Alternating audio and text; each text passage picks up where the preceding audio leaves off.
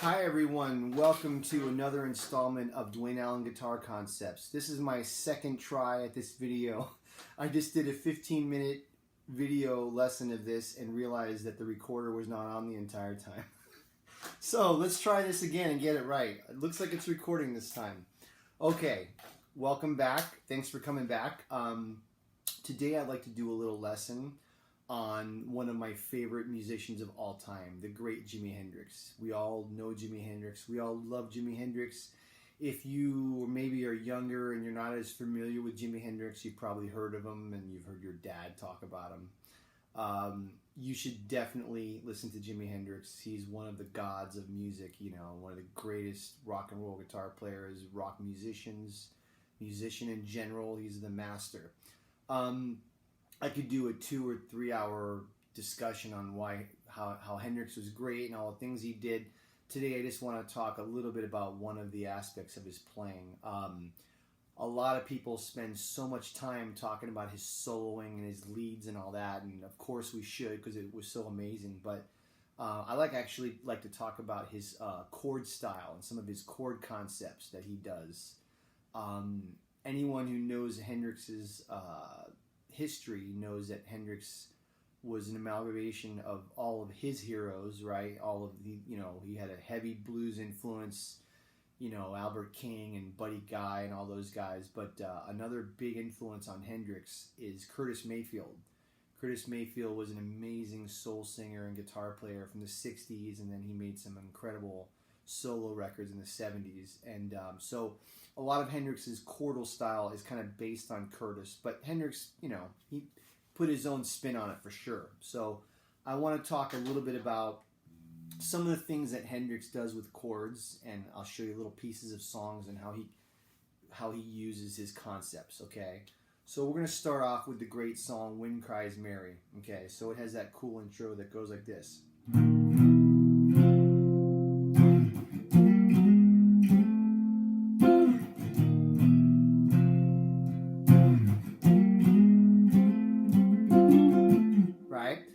Beautiful intro.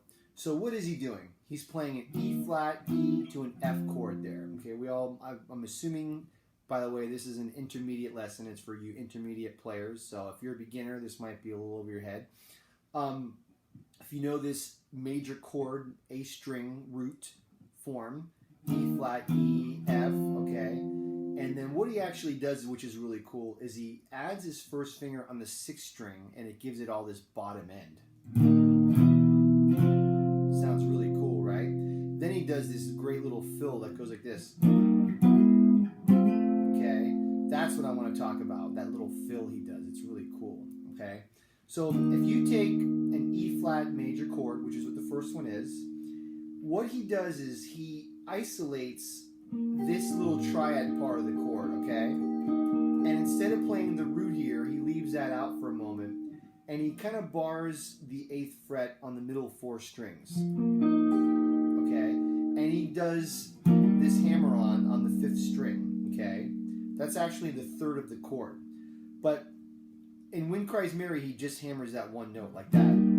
But he does this concept all the time in a lot of his songs. So what he normally will do is he'll play the A string, D string, and G string with the 3rd finger. So he'll go... These are all fills he's doing, right? So the triad is there, the E flat triad is there. So what he's doing is he's doing these fills as the triad's ringing out, so that the chord is being heard while he's playing these fills, right? So the question might be, well, why is he playing those notes? Okay, well, most of what Hendrix is doing when he plays major chords is he's doing fills that come out of the major pentatonic scale. So if you're in E flat, right, and you're doing all of these fills, these are coming from this form of E flat major pentatonic. The pinky is on the root on the E flat on the 11th fret, and it comes out of this scale form. So I'm going to play it kind of slow. This is an E flat major pentatonic scale.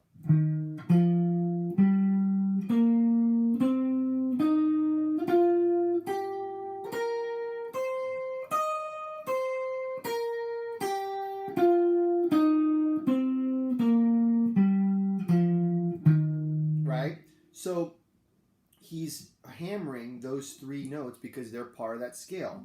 But what's cool is he's letting the chord ring and he's playing the fills around the chord. Right? That's totally Hendrix right there, right? It's very R&B sounding too. So even if you're playing a tune and you want to kind of get that kind of spice in your song, that's one way to get it. Okay, so like if you're playing a song and I'm in the key of E flat right now because that's the first chord of Wind Cries Mary. I'm not tuned down a half step though like Hendrix is, but doesn't matter. Anyway, so if you had a song and you have an E flat chord going on, right? That might get kind of boring after a while. So why not throw in some of these R&B fills? See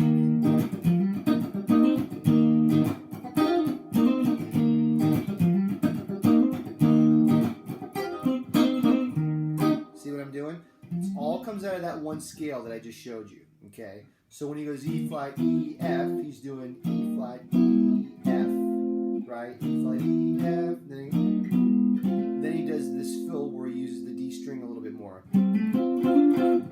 That's over F, right? He's doing that fill over the F chord, which is the pinky version, and he goes like this. So,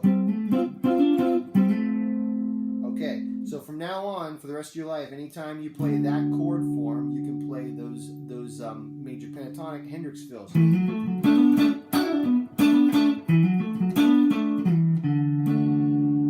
Okay, cool. So let's talk about what he does in this major bar chord form. Okay, if you remember Little Wing.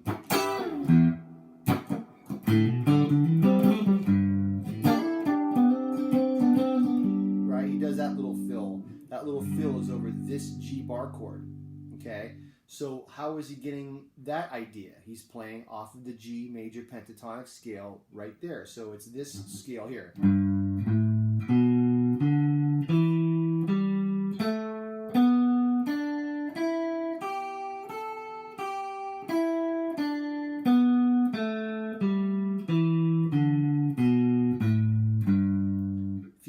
If you need to learn that one, just rewind and learn it. But so he does this little fill like this. So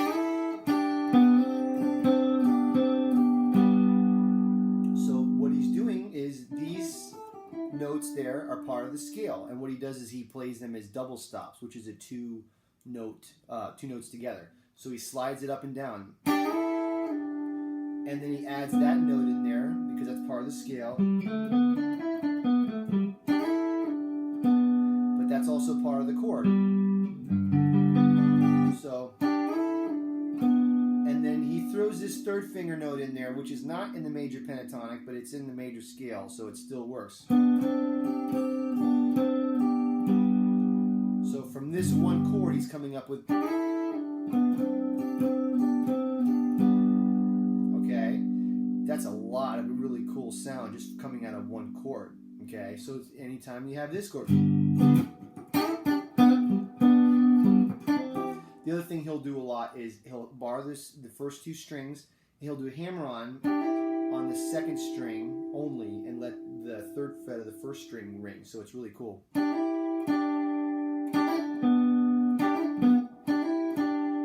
Or this, or he might go. Right? Now, there's other things that he does too. He doesn't do it in Little Wing, but he does in other songs. So once again, referring to the scale. So he might, those 2 notes are part of the scale, these 2 notes are part of the scale. So what he might do is he might do a slide like this. That sounds very Hendrix. Right? Right out of the major pentatonic scale. And so he'll do those kinds of double stops. Or he might do a hammer-on to this note. And let this note ring while he hammers the G string. And then he ends on the G note there. So there's a lot of double stops going on, but it all comes out of that one scale.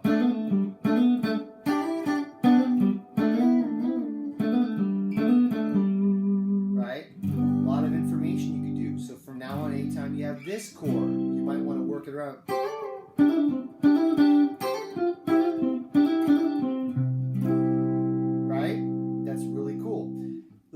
look at another song where he does, beginning of Castles Made of Sand, where he goes...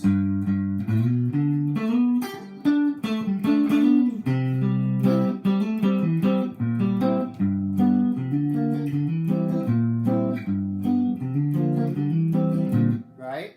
Really amazing intro. So with this one, he's using, it's over a G chord, he's using the major pentatonic again, but he's not doing the scale like this. He's stretching it and playing it like this. I have a whole lesson on playing stretched out scales. You should watch it, okay? I call it horizontal playing, okay? Anyway, if you play the major pentatonic scale on G, the long form, it goes like this.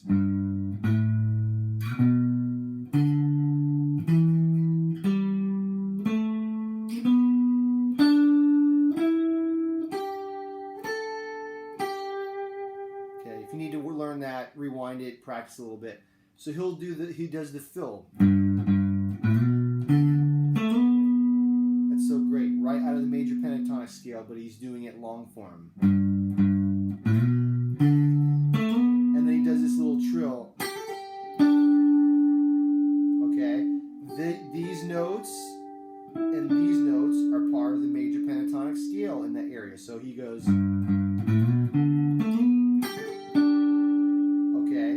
This. Those two notes are part of the major pentatonic. He plays them as a double stop. Plays the root there.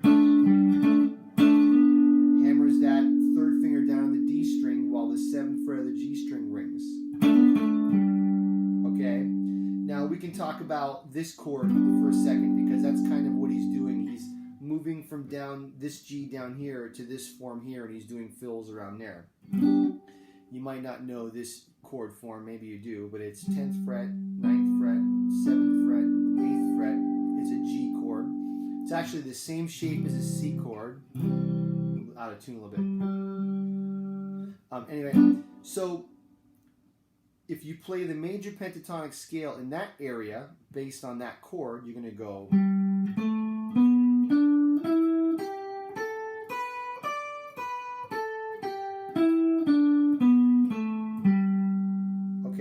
So around that chord, Hendrix does tons of stuff a lot. So he'll do, let's say if he holds this note down, he'll hammer this note, and then maybe he'll hold down those two notes, and he'll go.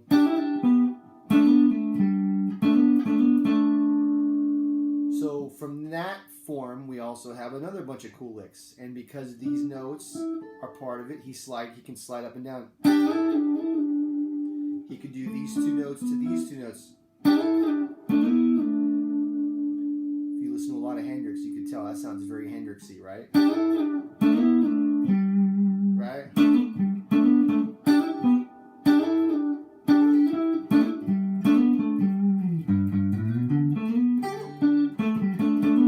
Getting all that out of a G chord. Then C chord. That's the first chord we talked about. The C.